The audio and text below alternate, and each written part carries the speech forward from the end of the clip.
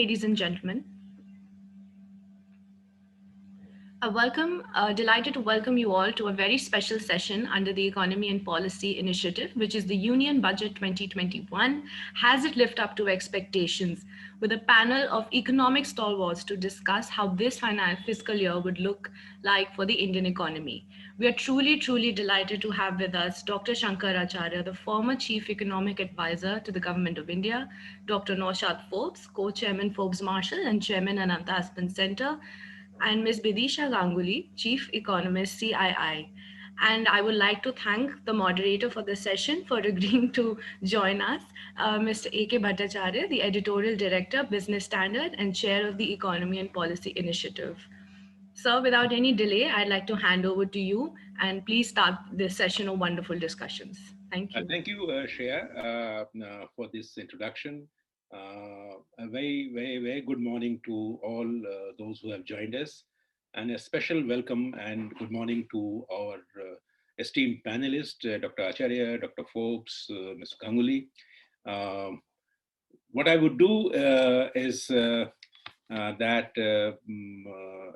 in the next 5 minutes or so, I will try to outline the background, not the background really, the key issues that was bothering all of us before the budget was presented, so that it sets the context of sorts to the budget.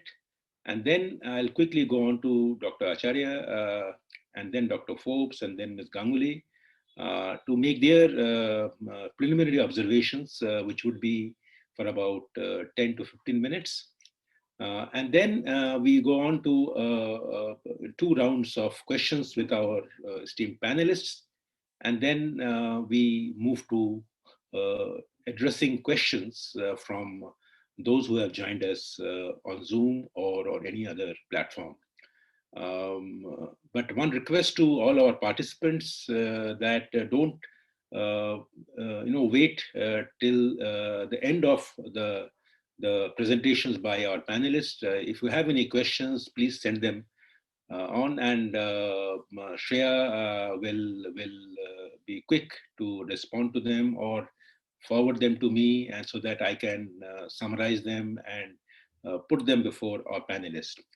So without much ado, let me get into my role as a moderator, which is essentially presenting you the context. Now, there are 5 quick issues that we need to keep in mind before we actually got into this budget.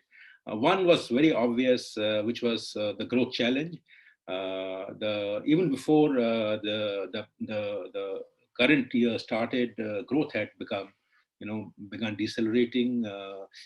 Many of us may have missed the second revised estimate for the 2019-20 growth figure, which has already come down to 4%. From earlier 4.2% has come down to 4%. The current year, as we all know, there are estimates about 7.7% contraction. So growth having been lost was going to be a big challenge before the budget. The number 2 challenge was, of course, the pandemic, the question of lives and livelihoods. So both these questions were in our minds, that what can the budget do to the pandemic-related issues, both in terms of health and healthcare and in terms of jobs. That is issue number 2 in my view. Issue number 3 was a related issue, which is of government finances. The government finances were in poor shape. 2019-20, the fiscal deficit, which is the broad indicator of the government's gross borrowings, had already gone up to 4.6%, excluding the fudge, if you may say. And then the current year, we all knew that how it will widen to higher levels, and so how the government handles that fiscal deficit issue, fiscal consolidation issue, in what manner, how imaginative or how careful or how transparent they be, will be an issue that the budget was expected to throw light on. That was point number 3. Point number 4, I thought, was what would be the government's taxation policy or taxation philosophy. In the past few years, there were tendencies of raising customs duty, There was also some policy formulations, something like production-linked incentive scheme, Atmanirbharata and self-reliant economic policies, FDI. So what would the budget say on that aspect of the government's preference for economic policy options? So that was point number 4. Point number 5, which I think is partly political, but nevertheless very important, is there was this, farmers' agitation, which was right outside Delhi's borders, and it got worse on the Republic Day. And there was a view in certain circles that with the setback the government faced in view of its farm laws being introduced, now will the government have the courage, so to say, to come out with more bold reforms, in a sense that if the farm laws which were had upset the stakeholders, the farmers, at least in some states, would the government take on other entrenched lobbies and do some more reforms? Now, that was a big question, and a lot of people felt that probably this is the end of big reforms in this country. Now, these were the 5 broad issues that was probably agitating, you, at least in my mind, and I would imagine everybody's mind, and before the budget. I would not go into what the budget says. We have our experts here who will throw light on these issues as well as many other issues. And I would rather expect that from Dr. Acharya, Dr. Forbes, and Ms. Ganguly. So with these words, can I request Dr. Acharya to first take the stage, so to say, and give his comments between 10 and 15 minutes. Thank you, Dr. Acharya. You have to unmute yourself, Dr. Acharya.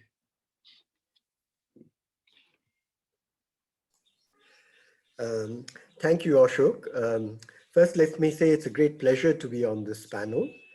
And my thanks to Anand Center to have invited me. The second thing I'd like to say is that it's a pleasure to have you, Mr. Bhattacharya, as the moderator. I should inform all the audience, actually, that as I had mentioned to him earlier, that you only needed him on this panel. The rest of us, I think, at least speaking for myself, could easily have been left out because he's one of the most knowledgeable people on the Indian budget, having observed it in very closely for several decades, from his perch in the Business Standard, and before that, of course, in other newspapers and other fora too, I should add. So, but with that, let me get on to my remarks. I might do a bit of repetition of context, mainly because I feel that this is an extraordinary year that we have gone through, and I think it's most, from the economic point of view, it's perhaps the most extraordinary year that we've had after independence in terms of the impact. And even in previous years when we've had wars or hostilities, I don't think the impact of them, the economic impact of them, have been of the same order as has occurred during this pandemic and the associated lockdown that was started in late March and has now been lifted after 3 or 4 months. But there are quasi-lockdown conditions still operating, in a sense, because of self-isolation and mini lockdowns and so forth. And this is not unique to India. That's the other thing. Because this pandemic has been global and went global fairly fast, we've seen a 5% drop in world output during calendar 2020, which is really, as far as I know, the steepest drop in global output since the Second World War. And nobody's quite sure of the numbers in the Second World War anyway, so maybe even since the Great Depression. Now, I think as Mr. Bhattacharya pointed out, that in India, we had an extremely steep decline in the first quarter of this fiscal year, down by about 24%, according to official data. Some people think it was even deeper. But then, since then, there has been recovery, and during the second quarter, I think it came down to 8% or something like that. Am I right? Yeah, 7.5, 7.5. Yeah, and so if you take the first two quarters together, that's essentially a 15% drop. The first half of this fiscal year, you had a 15% drop in our economic size, gross domestic product, and nothing comparable has ever happened to us in the last, well, since independence. So after that, I'm happy to say that because of the lifting of the lockdown, various measures taken by government, and also the way the pandemic panned out, we have our recovery has been quite strong, and the National Statistical Office expects that the overall dip for the full year will be little under 8% of GDP. I mean, that's a huge number still, let's not forget that, but it's a lot better than the first half, which was a minus 15%. And in a sense, we get from minus 15 to minus little under 8 because the National Statistical Office expects the second half to be getting us back to levels close to the previous fiscal year, FY20. Now, we don't actually have the detailed quarterly data for that. So in a sense, what the advanced estimates from NSO tell us are still exactly that, advanced estimates. And I, for one, think that as time passes, we may see that the actual drop was a little more, it may be a little above 8% and little under for the full year. But that's just a speculation on my part. And there is one happy consequence of this steep drop. Well, it's never happy. It had tremendously painful effects on not just output, but particularly employment, which declined very steeply indeed, especially in the informal sector. But as far as output is concerned, the happy consequence, I think, is that there is a almost arithmetic and almost automatic rebound that we shall see in the coming fiscal year. I mean, if you get back to the level of where we were in FY20, after this huge drop this year, which is about to end in 6 weeks, you will have, just by the process of getting back to that, a growth rate of something like 9%. If you drop by around 8, you have got back to 9 purely on a arithmetic rebound. And anything above that, of course, is your actual growth above levels of FY20.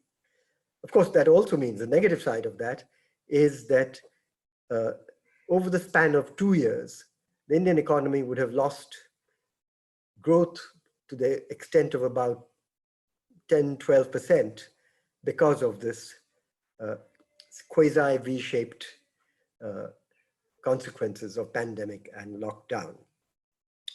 Now, as I mentioned, employment and livelihoods, these were, as I say, were hit very hard, especially in the lower 80% of our labor force, essentially because 85 to 90% is in informal sector or unorganized sector. And at one point, I think in the month of April, estimates from the Center for Monitoring the Indian Economy suggest that something like 120 million jobs had been lost. Now that there was a very sharp recovery in successive months, but it's still by no means recovered back to where we were. Foreign trade, of course, fell sharply, but that has recovered, but relatively weakly, I have to say. And lastly, in terms of context, what the recovery though in aggregate is going well, it has what has been called a K-shaped fall. That is, larger firms, larger enterprises, organizations seem to have done better.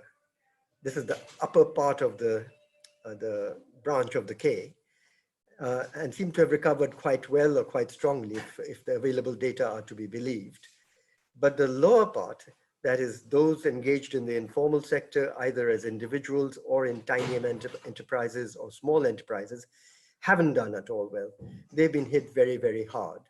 And most likely our poverty levels, we don't have the data yet, have increased very significantly during this year because of all that has happened. Now, it's against this very stark background that the finance minister, Nirmala Sitharaman, has had to frame a budget for the next year. And my heart goes out to her because this is really an unprecedented challenge she has faced. And I think my summary comment on the budget would be that given the nature, complexity, and depth of the challenge, I think she's done, I was about to say, done a manful job, but I would have to say it's more a womanful job in meeting this challenge. That is not to say that everything is going to be hunky-dory, but I think a pretty good effort has been made to get us onto a better path. Let me go on to, in a sense, now what specifically are the challenges that I see she had to face, and I'm looking at it from a rather macro perspective. First, she has to ensure that this rebound, the almost automatic rebound, but not necessarily automatic, goes smoothly in FY22, rebound in output. Secondly, and this is much more important and much more difficult, that a basis is laid for growth after FY22, 21-22, which gets us back as close as possible to the earlier trend growth rates of 7% or thereabouts. And that I think is going to be extremely difficult. I'll explain why, but that's a big challenge which to some extent at least the work had to be done in this budget. Thirdly, the challenge, as I mentioned already, was to mitigate to the extent possible the impact of the pandemic and lockdown on livelihood, employment, and which have been huge problems. And if you like, nourish the lower branch of the K as much as possible. Fourthly, in the coming year, how to do this while avoiding inflation going up above 6%, or significantly above 6%. If you recall, the central bank's legislated target is to keep inflation between 4 to 6%. Sorry, 2 to 6%, with 4 as the median number. And finally, of course, I think it was very important for a challenge for her and other budget makers to encourage recovery in our foreign trade, especially exports, especially to take advantage of dynamic Asia, or at least East Asia, which has been the most resilient part of the world economy in this pandemic. And they have not only had the least losses of output, but they have, by all projections available, had the most good prospects for growth in the coming year. Okay, so how well has the budget succeeded in meeting these 5 challenges of our client? Well, I think it has done a pretty good job in ensuring a rebound in FY22, and I do expect growth of output, GDP, to be in the order of 9 to 10%, if not better, possibly 11% or more. And that's, I think, that's good news, because there is an automatic part of it, but there is some part which is not. I'm not at all sanguine that the growth possibilities and potential and outcomes after FY22 will be anywhere near as good. This is partly because the history of what was happening before the pandemic, our growth had been slowing, and as Mr. Bhattacharya pointed out, had slowed to 4% in FY19-20. Partly because I think there is going to be lasting scarring of the pandemic and lockdown effects on the economy, which will reduce our potential growth path after FY22. So my own view is that, well, before I give my own view, I think if I were to look at it from a macro perspective, the three big the sort of causes, if you like, for taking a bearish view after FY22 is pandemic. I mean, this year, if you like, not just pandemic and lockdown, this year will have left us with very high levels of debt, government debt, and very high fiscal deficit. And our ability to shrink those through the coming budget has been limited, was expected to be limited, and is limited. As you know, for example, that the fiscal deficit for the center alone has now estimated at 9.5% of GDP in the revised estimates, and that it's expected to go down to only 6.8 or nearly 7% of GDP next year, which is a very high deficit for the central government. If you add on what's happened in the states, what we are saying is that in the current fiscal year about to end, the government's deficit as a whole, the general government deficit, would be about 14% of GDP, which is totally unprecedented. And our ability to shrink that fairly rapidly is limited, and the budget suggests it is limited. So that's one thing that will have lasting consequences, I think, on growth after FY22. Secondly, as you know, we went in with a fairly stressed financial sector, banking, non-banks, and so on, for various reasons I don't have time to go into. What has happened as a result of the pandemic and its effect and lockdown effects is there is much more stress in the financial sector. Essentially, there's more stress in the enterprise sector of the economy. I say enterprise because that's not just corporates, but also non-corporates. And thirdly, I think there will be lasting consequences for our foreign trade policies, which will also limit our growth possibilities in the coming years. So I personally, just to give you a number, do not anticipate growth post FY22 for the medium term, shall we say, to be significant, to be above 5% on an average. It may jump around, between 3 and 6 or whatever, but around 5% or less is what I expect. I may be being too bearish, but that's just my thought. So on that side, I don't know that the budget has been able to do too much. Whether it could have done more is, I think, open to debate. Thirdly, and surprisingly perhaps, there is little in this budget, unfortunately, which mitigates what's happened to employment. Of course, there will be some mitigation because growth will bounce. That is, in fact, that will be a major mitigation.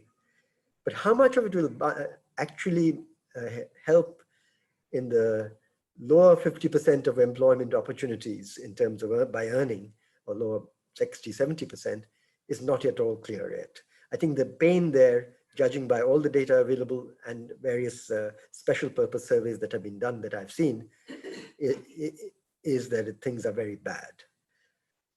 So that's the part which I don't know that the budget has anything very specific other than to encourage the rebound that I expect. Fourth, as I mentioned, that high deficits and high debt will continue. To me, this means that the risk of accelerated inflation remains high. And that's essentially because the deficit for FY22, the 6.8%, comes with a borrowing requirement by the central government of something above 9.5 trillion rupees, if I remember right. And that's, a good 50, 60, 70% higher than what used to happen in the years before the pandemic. So what that requires to make that go through reasonably smoothly by the work of the RBI, the Reserve Bank, is to keep liquidity pretty ample or generous. Because otherwise, who's going to buy the government bonds that will have to be floated to fund the high fiscal deficit? I mean, the market borrowing has to be borrowed by somebody. Otherwise, the program doesn't go through. And with that high level of liquidity, what some people sometimes call indirect financing by the RBI of the government deficit, direct is not allowed, is, I think, going to create monetary conditions, liquidity conditions, which will be conducive for upward movement in the price level, especially as once the recovery sets in, the growth recovery sets in and goes through, both in output and investment terms. Finally, I feel that the elements in the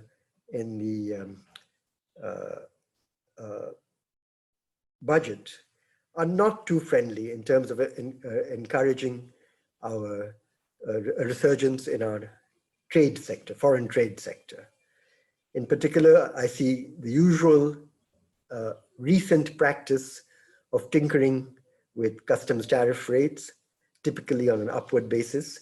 So I think it has reinforced what has been happening in the last 3 years, which is to keep us looking, not just looking, but behaving on a protectionist manner.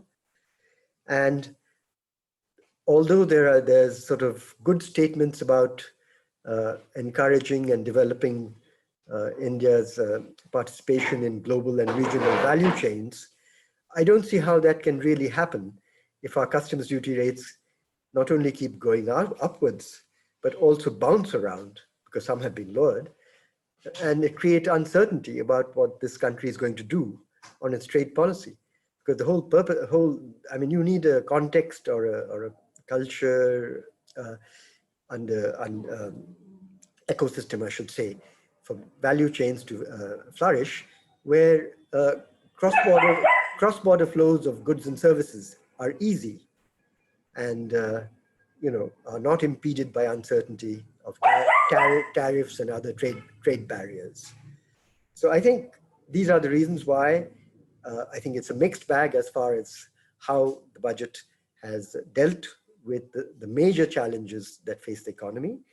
And my final half a minute, if I may say, end on a positive note. Forgive my dog, it's somewhere out there barking.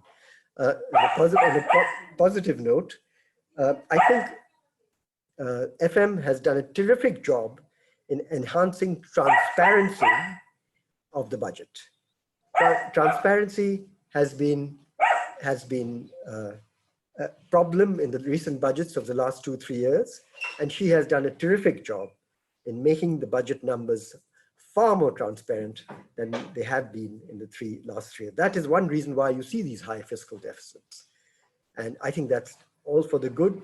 People know what's going on and therefore can gird their loins, so to speak, to take corrective action. Secondly, I strongly welcome the very clear commitment to privatization in the budget, giving the specifics of the policy that was cleared by Cabinet a week ago, and I think that's very good. Thirdly and lastly, I very strongly welcome the commitment to begin to privatize some of our PSU banks, public sector banks. Specifically, 2 are mentioned in the budget speech. The names are not given, because I think this is perhaps the only lasting way to cure our problem of having a banking system which is dominated about 65-70% by public sector and banking, which periodically goes through crises and has to be recapitalized at great expense to the exchequer and the people of India. With that, let me end. Thank you very much. Sorry if I've taken a little extra time. Thank you. Thank you, Dr. Acharya, for this wonderful, summary with your perspective of the budget.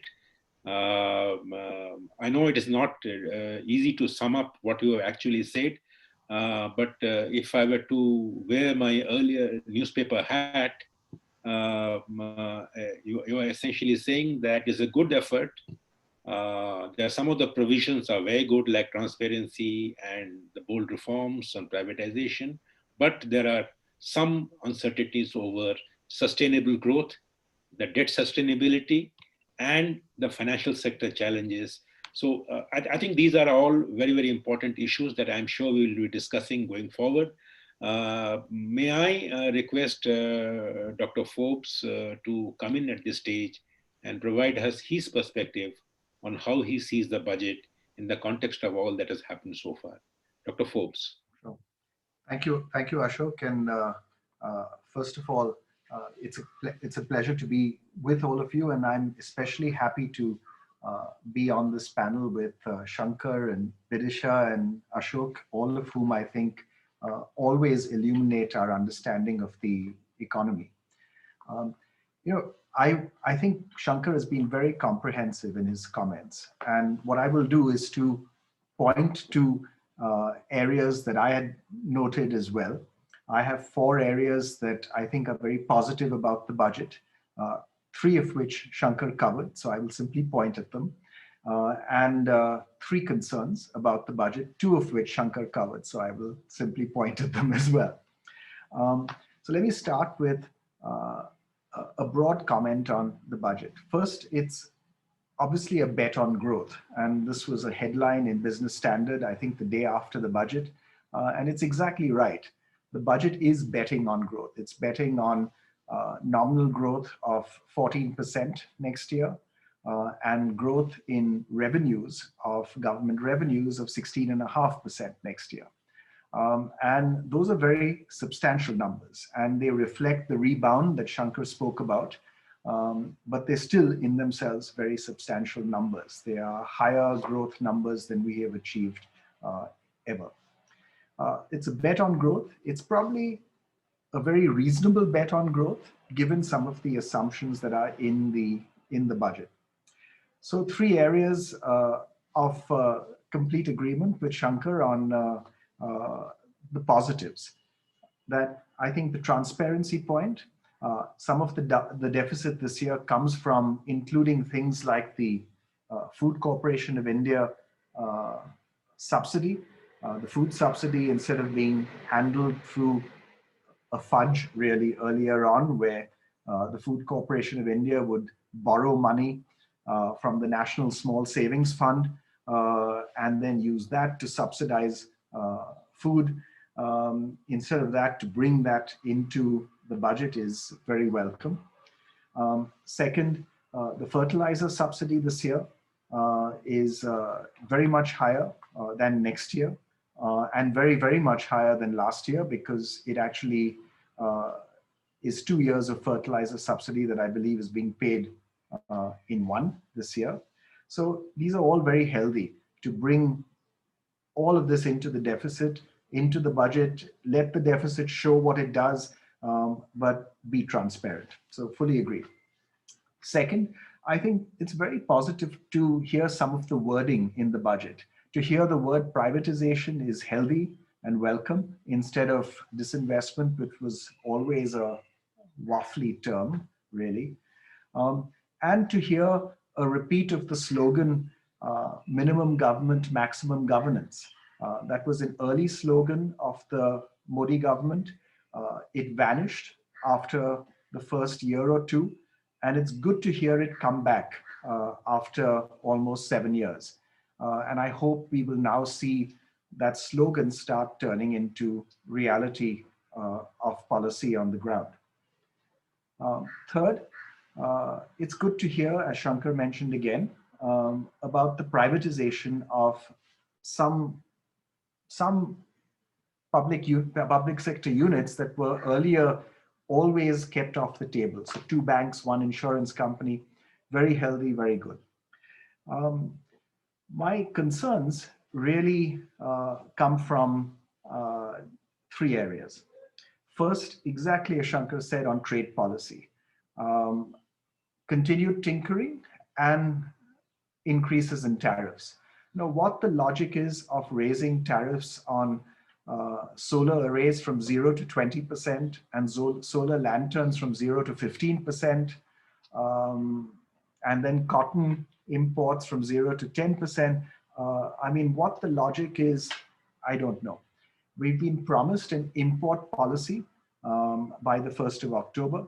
And I hope that that import policy brings some rationality to the entire trade policy area. From CI, Bidisha will perhaps talk about this. We recommended that there be a very coherent trade policy where raw materials have a tariff of 0 to 2.5%, but not more than 2.5%. So that includes steel. That intermediate products have a 2.5 to 5% tariff, and that finished goods have a tariff of 5 to 7.5%. And that kind of a broad trade policy is the direction that we need to move in step by step with a timetable announced ahead of time. My second concern is, as Shankar mentioned, on jobs. But here I'm a little more sympathetic to the budget, which is that let's say the budget decided that it would like to foster job creation and employment. What could it have done? And I wonder if we can get into a discussion on this later on. What was possible to do in the budget if it wanted to be more effectively employment-oriented and jobs-oriented? One area where the budget was, if you ask me, almost directly employment-oriented is through the infrastructure spend. Because as we know, over the last 25, 30 years, our single largest employment creation area has been construction and the construction industry. And if it's construction, then that's the way in which you foster the construction industry and growth in the construction industry, and therefore employment in the construction industry, is by infrastructure spending. And the increase in infrastructure spending in the budget next year should feed into reasonably direct employment creation in construction. So maybe the budget's addressed it that way, but certainly we could have heard something more about the direct support programs required for people who have lost jobs in these last months. And the numbers coming out of CMIE, for example, say that somewhere between, depending on how you count, 10 million and 20 million jobs have been lost. Formal salaried jobs have been lost in these last 11 months. Lastly, my biggest concern is in the area of implementation. We have a disinvestment target next year of 1.76 lakh crores. That 1.76 lakh crores is on top of this year's target of 2.1, I think, lakh crores. Against the 2.1 lakh crores, we will end up doing under 50,000 crores, I think maybe under 40,000 crores even. Much of it by having some public sector shares, government shares in public sector units sold to other public sector units, as opposed to it being actual sales to the market. The same was true last year, where we did not even meet the revised estimate as of the 1st of February, announced in the budget. We did not even meet those numbers for disinvestment. So what's going to change next year to meet this 1.76 lakh crore disinvestment target, given that we didn't meet it this year anywhere near, didn't meet it last year, didn't meet it the year before. And the shortfalls have not been small, they've been huge. So what's going to change going forward? And unless we see some kind of institutional form that tries to address disinvestment, for example, what was done with the first NDA government under Vajpayee, where there's a separate disinvestment ministry, a powerful disinvestment minister. The companies that are going to be privatized are transferred from management by their respective ministries to this disinvestment ministry, with complete control resting then in the disinvestment ministry, such that the actual sales can start happening. unless one addresses, I believe it's not been political commitment that's been lacking for disinvestment. It's been bureaucratic commitment and bureaucratic effort that's been lacking in making the disinvestment happen. So unless we address the institutional structures within government, I have concerns that this will not happen. Let me end by asking sort of answering a question that I was asking myself after the budget. And the question that I asked myself was, okay, given what I've heard in the budget, does this tell me as an industrialist to go away and invest? And I have to say that, in respect to Shankar and Bidisha and Ashok all being great economists, I will use a phrase that economists like to use, which is, it depends. And it depends on one very specific thing.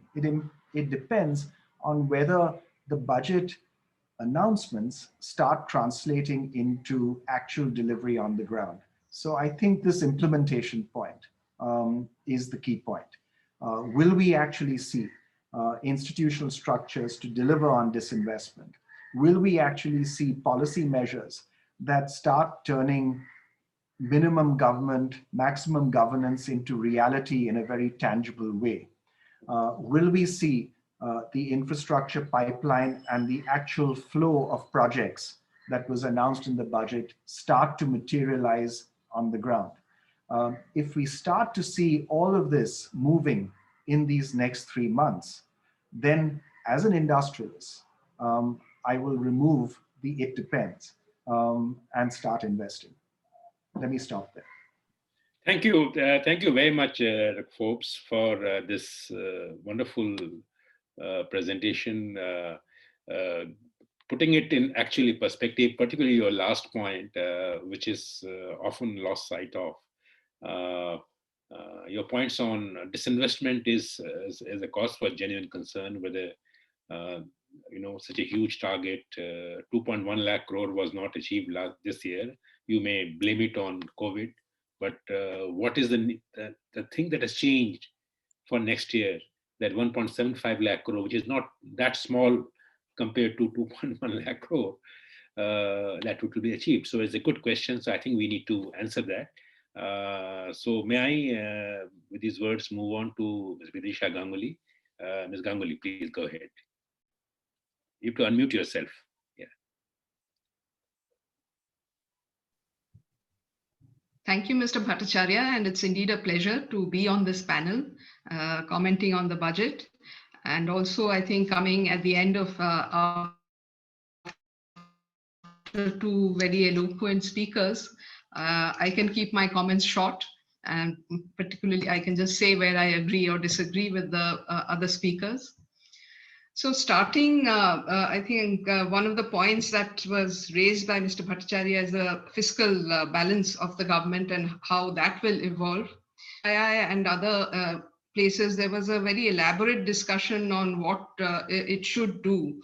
So while initially a lot of people felt concerned that the deficit is going to be extremely high this year and we have to consolidate going forward, by and by you started hearing voices that, maybe it is growth which is the most important thing, and therefore the deficit can stay high for another year or so, so that growth is encouraged. And so the fiscal deficit to GDP ratio has GDP as the denominator. If the denominator doesn't grow adequately, your fiscal deficit to GDP ratio will still be high.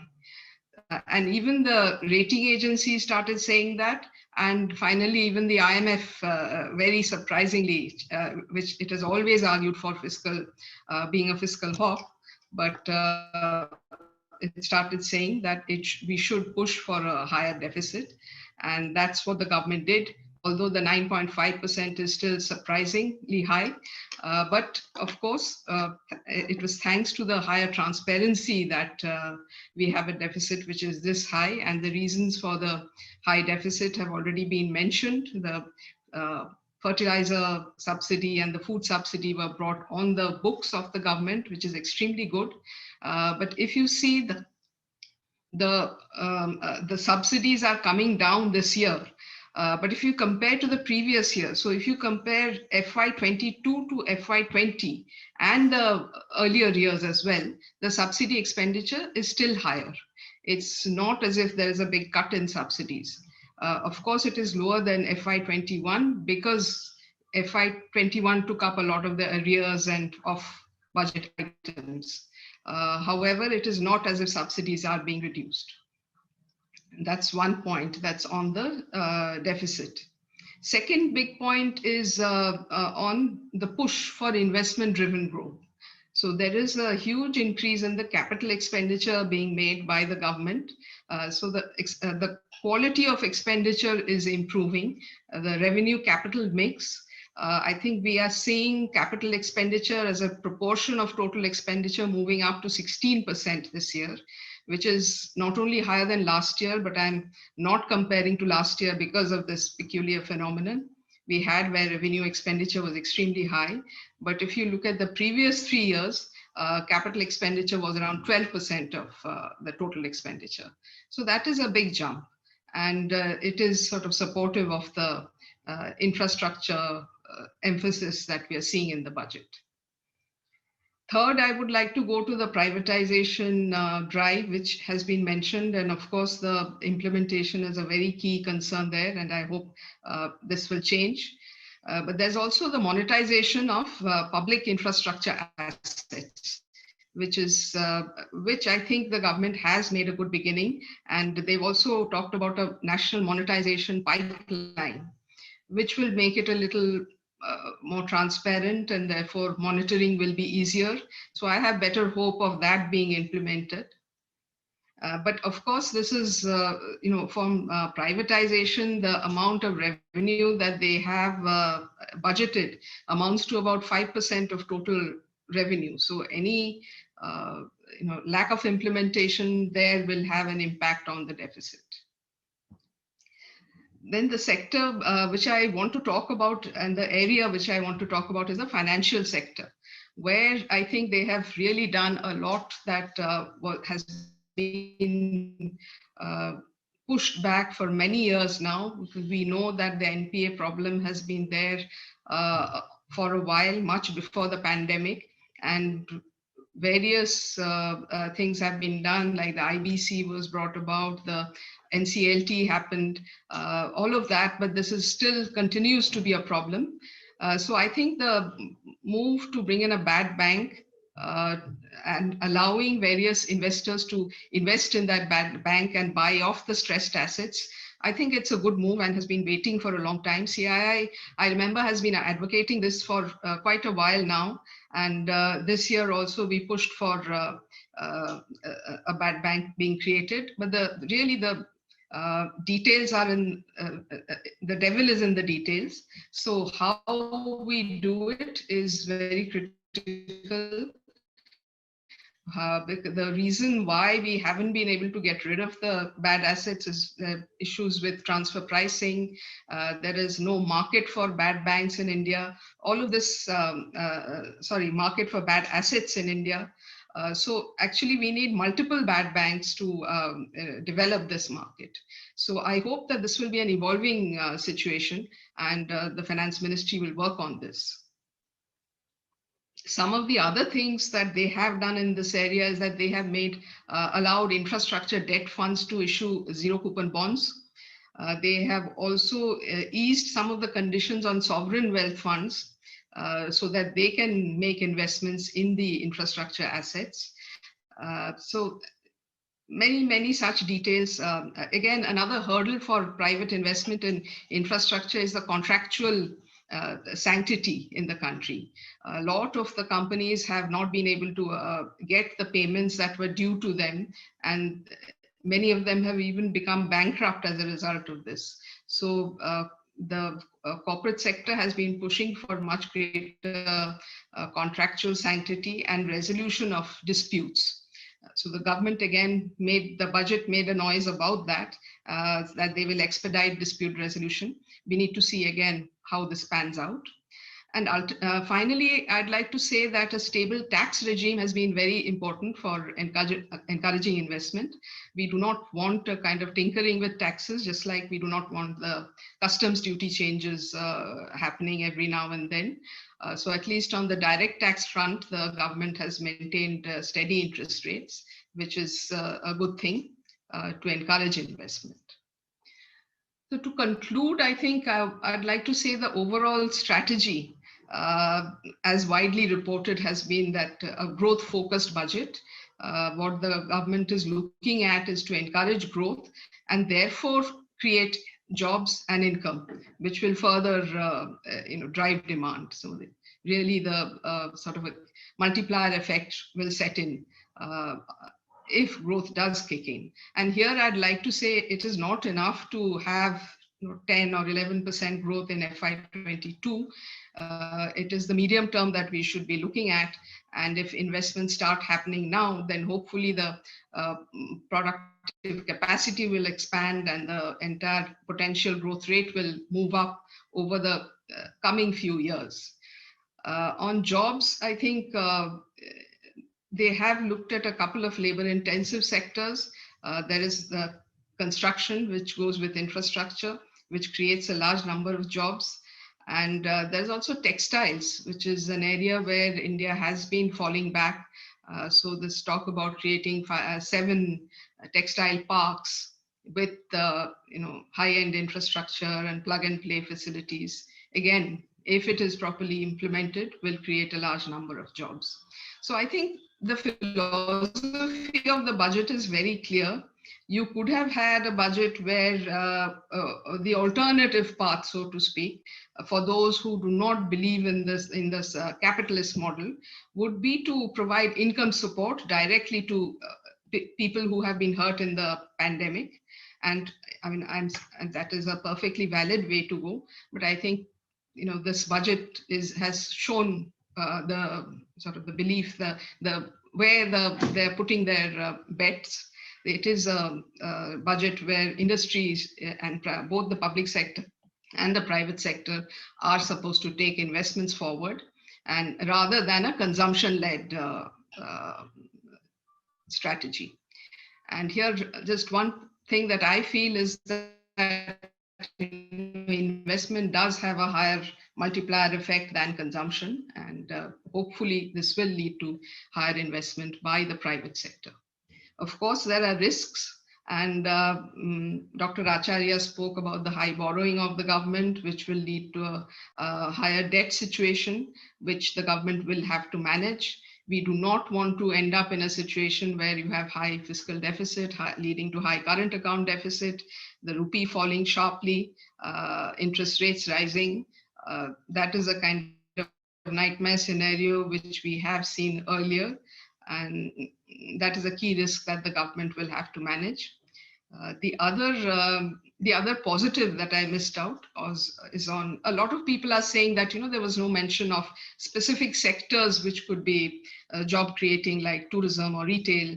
But I think the government is depending on the vaccine to be rolled out fast, and that would already, I must say that the fact that India's case count has come down very sharply is encouraging many of these sectors to move up. I think people are now traveling within the country. They're also going to shops, etc. So that is one part of the strategy to improve demand. Yeah, I end here. Thank you. Thank you, Ms. Ganguly, for this very comprehensive and rounded picture of the budget and the nitty-gritty details of the budget, which we have missed so far.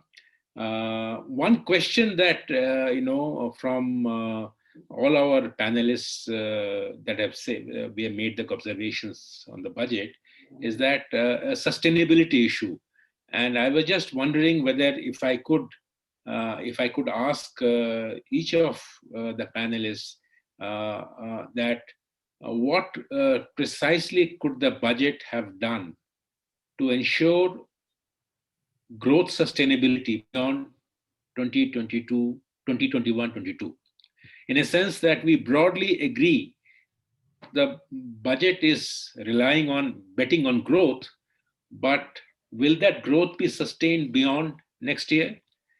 Will inflation go out of control? Will debt become unsustainable? Can the disinvestment process be expedited and implemented without any administrative hiccups? So the sustainability issue is, to my mind, is a common factor in all the issues that we touched upon. So if I could ask, I'm asking Dr. Acharya first because he raised the growth sustainability challenge.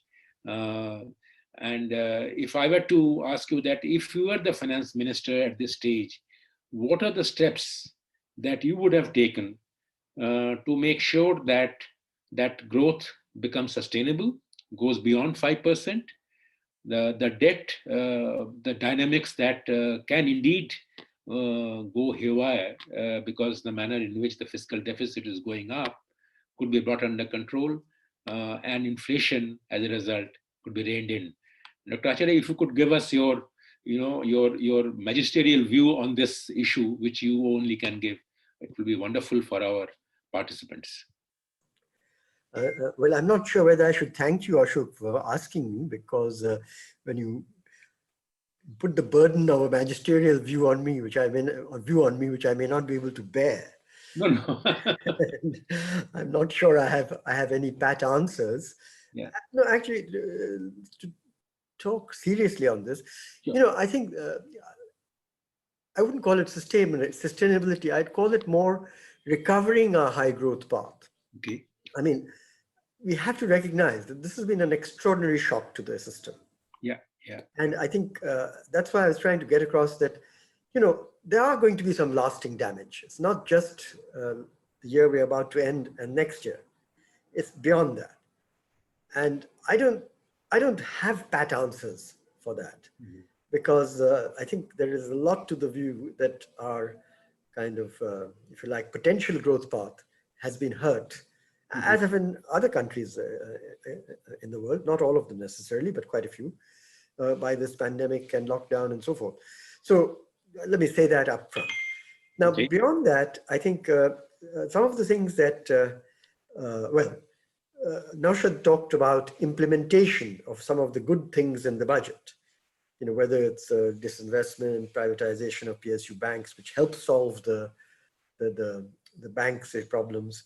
And Bidisha also talked about things on the financial sector side, which, bad banks and so on.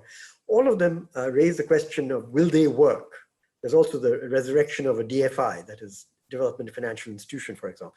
So all of those may work, may not work. So implementation and quality of implementation outcomes is critical, which will help set or at least reinforce the recovery post the rebound, if you like.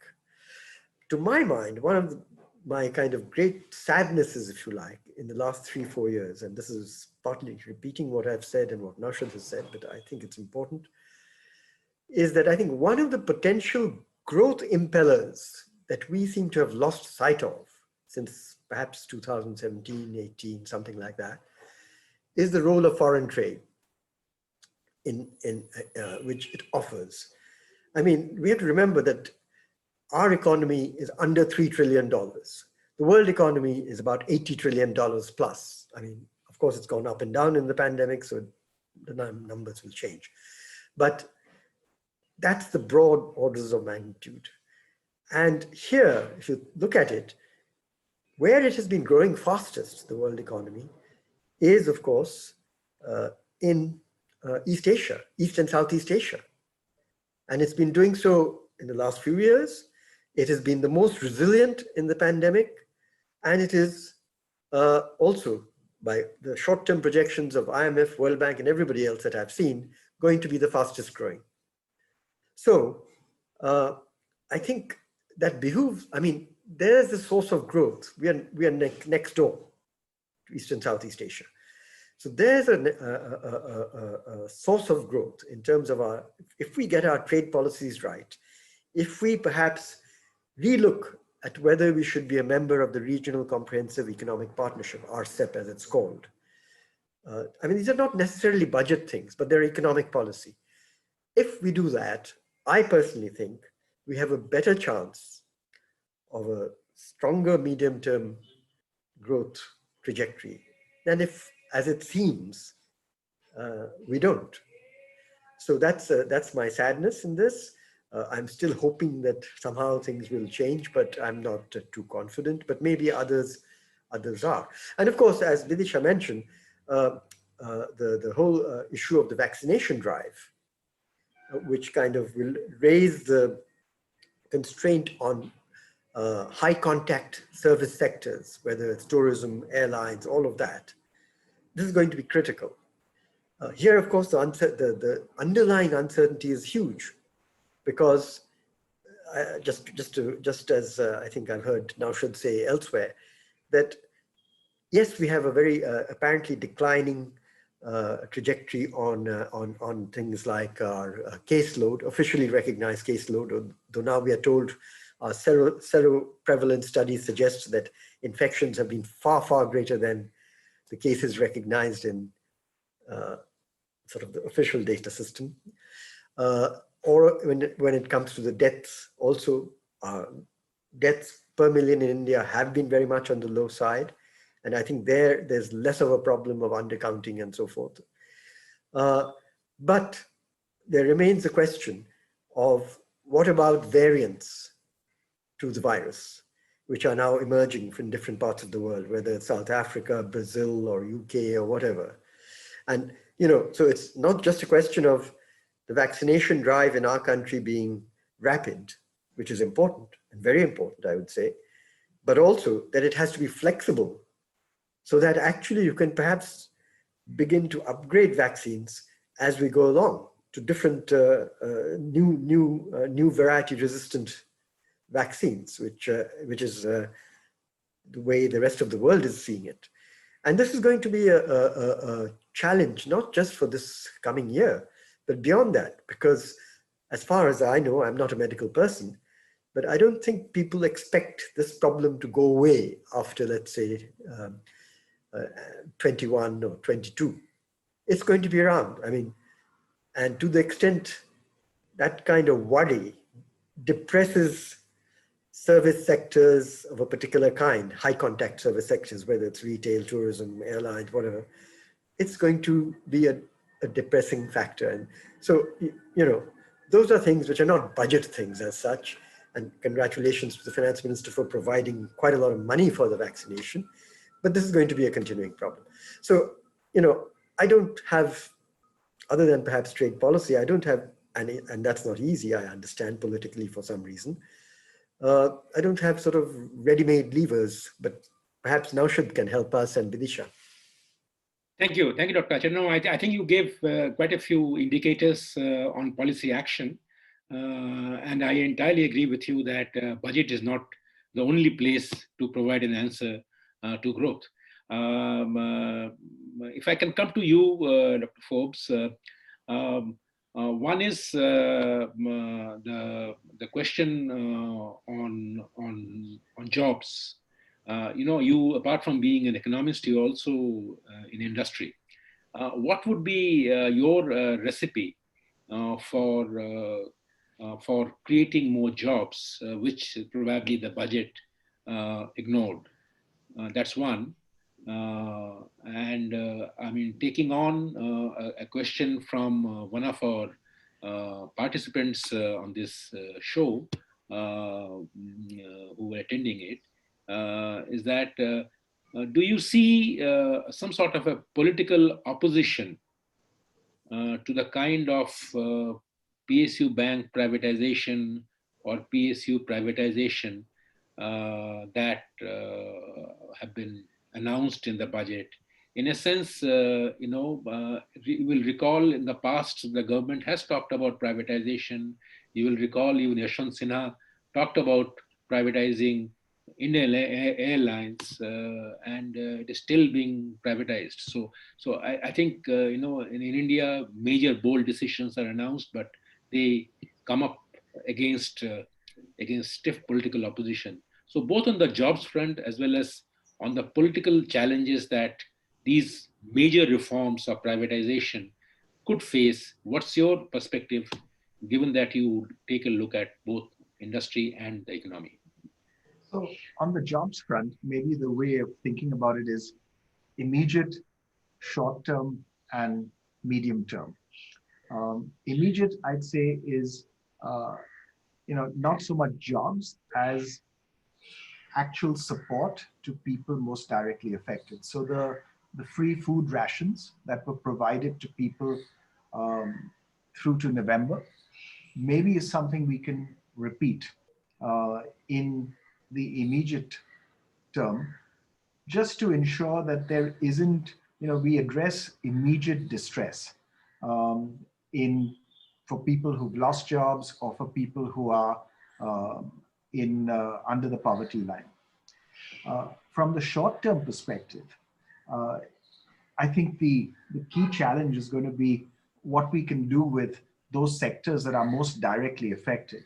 So travel and tourism, retail are the high employment sectors that are most directly affected, and where, for all the reasons that Shankar mentioned, a recovery is still some months away.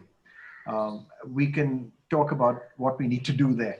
But I think the key thing that we need to do there is probably something that is specific to those sectors. That would be in the form of wage support, not in the form of direct wage grants, which I think will be difficult for us to afford as a country, but in the form of additional loan guarantees to those sectors so that they can sustain employment at least for a few months and stay in business for a period of time as the recovery gradually picks up. And then I think the medium term bet for jobs should be what the budget has done with construction and infrastructure, which is bet on growth as a driver of employment creating sectors, whether it's construction or, as Bidisha I think very, very accurately pointed out, the textile industry projects. That's the source. Yeah, and I think we should bet on that. Going with that, I think rolling out the vaccine much more aggressively is something that we have a great opportunity to do. Again, it's not a budget issue, but no other country in the world has vaccine manufacturers sitting with 100 million doses in their stock. And people wanting to take the vaccine, and we're still trying to control it and saying, no, each hospital, you can only administer 100 vaccines, and this is the list of people you could administer it to. I mean, this is cockeyed. This makes no sense to me, right? And we're missing a huge opportunity. And it bothers me when we then say we're doing the most wonderful job of the vaccine rollout, because we're not. We have a huge opportunity because of having great vaccine manufacturers in the country, a large private healthcare system, and we're trying to control it all. We will give up at some point in time and enable the private sector to get involved in administering the vaccine much more widely. But why do we delay things by a month or two while we're figuring out that we can't actually do it? I mean, we could move on it much faster, much more aggressively. To come to your question on your second question was on. Sorry, you're muted. You're muted, Ashok. The political opposition to I agree with you, and I think that's one of the implementation concerns.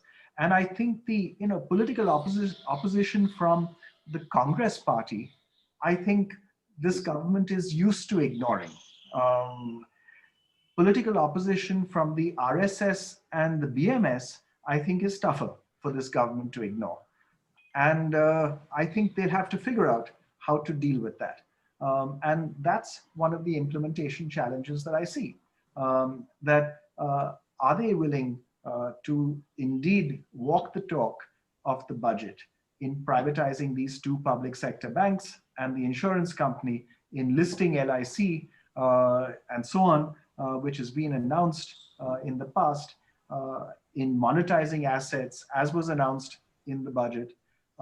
Let's see all of this actually happen, even if people in the RSS object. Thank you, Dr. Forbes, for this answer. Before I come to Ms. Ganguly, there is one question that has come up, which is about this, whether there's an enormous extra spend in the budget is an illusion. And instead of taking it up to the panel, let me say that to answer that question from one of the participants here. There has been no enormous extra spend in the budget for next year. There has been some increase in the capex for next year. And in the current year, the extra spend of 3.81 lakh crore, out of that around close to 2 lakh crore is an account of paying past dues on fertilizer subsidies and food subsidies. So the net increase in the enormous extra spend for the current year is something around 1.8 lakh crore. So on a base of 30 lakh crore, it is still okay, but there is no enormous extra spend. So just to answer that specific data-related questions, and since it is a data-related question, so I thought I will answer it without wasting the time of our panelists. Coming to Ms. Ganguly, my question to you is this: you talked about a bad bank as a good thing. There is this fear in the minds of people that a bad bank may mean creating some pressure on the government or the taxpayers' money to using good money to chase bad money. So that fear is there. And the second fear is that will it mean losing the focus on the insolvency and bankruptcy code, which has worked quite well so far. So how would you respond to those worries or concerns on the idea of a asset reconstruction company or asset management company, which is there in the budget? I think Dr. Acharya has talked about the development of financial institutions already. So I thought I will ask you about the bad bank idea. Right. So I think across many countries, we have seen this idea of a bad bank work quite well. All it does is that it separates the assets of a bank. And the bank so that the existing banks can become good banks. They can sell off their bad assets to the bad bank. Now the issue is about the pricing of that that's transfer, and the political opposition has also come from that point of view that you have given loans to industrialists who have made money, and then you're selling away, then they don't repay, and you're able to sell off that loan to a so-called bad bank at a very cheap rate. So it is what is termed as moral hazard. So I think, now it has been quite a few years, and we have not been able to deal with the issue of bad assets, and I don't see any other way of dealing with it. So if there is an alternative proposition, then we could reconsider it. But doing it the right way would be able to address some of these concerns. If you have multiple bad banks and they are able to, as I said, there is a market in the sale of bad assets, so that the pricing is reasonable. Okay. It's not sold at rock bottom prices, but there is a reasonable pricing of that. Okay, thank you. Dr. Acharya wanted to say something. Yes, please. Yes, I just wanted to inject a little cautionary note on the bad bank, if I may. Sorry, I've left this off, and I should have muted it earlier, but pardon me. Yeah, which is that I think the examples that were mentioned of a lot of countries have used bad banks successfully in financial crises. So far as I'm aware, this has mostly been with regard to situations where the banks have been private sector banks. And so, what has been set up as a bad bank could have been private sector or semi-public sector or public sector to take these assets off the books of the private sector banks and then tell them, look, now do things right. We are lifting this load, and manage the bad assets in a way that they get the most money out of it, and then dissolve the bad bank. my worry is that when the large part of our bad assets problem, or the NPA problem, is with public sector banks. Private sector banks in India have much lower levels of NPA, non-performing assets, than the public sector ones. So the public sector banks, which I account for probably 2/3 of all assets in the normal time, account for a higher percentage. I don't know the exact number, but perhaps 80% of all the so-called bad assets. And so for a quasi-government ARF, or ARC rather, to be able to deal with the bad assets of public sector banks, to me I find it difficult to feel that it'll be very credible, because if it could be done, why did these banks get into the situation they are? I mean, it'll be the same set of whether it's worries about CBI inquiry, or whether it is lack of right incentives, all those things that seem to hamper more productive and efficient performance of public sector banks, could also inflict or be embedded in the quasi-public ARC sort of situation. And that is why I am particularly, how should I say, hopeful that the government is really behind this commitment or proposal in the budget speech to privatize a couple of public sector banks, because I think that is the way to go in the future. It may be very difficult, and if we can't do it, then we are stuck with a huge problem if we politically can't do it. But from I think that is a more lasting solution, because here, even if you take the bad assets off a public sector bank's books, what's the incentive framework that they won't acquire them again? It'll be the same context. It's not that they set off with an agenda to acquire bad assets. They seem to just do it. And every 6 or 7 years, you have to sort of recapitalize them or do something to them. So which is why I just wanted to add that slightly skeptical note, if you don't mind. Sure. Thank you very much, Dr. Acharya, for that clarification. I'm sure we'll keep discussing these issues in the days to come. Meanwhile, what I see is this, that we have completely gone out of schedule in terms of our time management. We are so engrossed with this extremely rich discussion, and it's rare to get, the three of them as we did today. So once again, my thanks to all of them, Dr. Acharya, Dr. Forbes, and Ms. Ganguly, to be on this panel. We thought we will end at 12:30. We extended it by 15 minutes, and now we have even crossed that. So I don't think we can, and I can see that, the participants' number remain the same right from the start, in a sense that they are stuck to this discussion, so which is a wonderful feeling, and I thought I will convey it to our panelists. Thank you very much for being part with us, being so frank. The broad message that I get is that it's a good effort, but there are many questions that need to be answered.